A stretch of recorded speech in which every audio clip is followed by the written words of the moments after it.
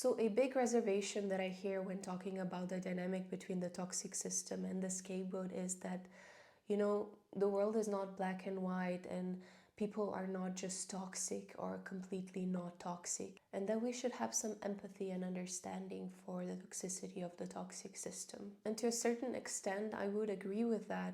All of us are deeply complex and we have a shadow within us, we have a sort of toxicity.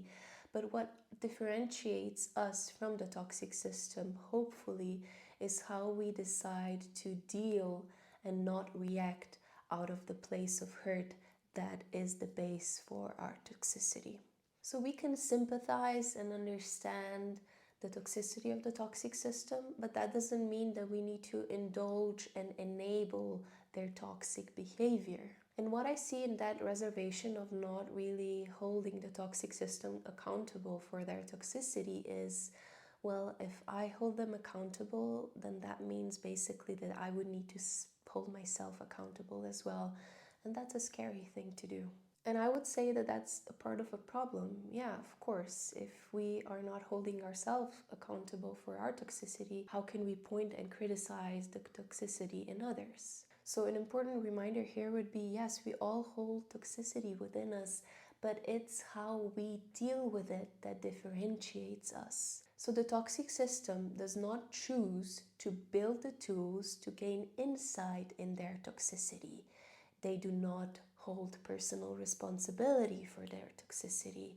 And because they don't do these two things, they cannot change themselves or their toxic behavior.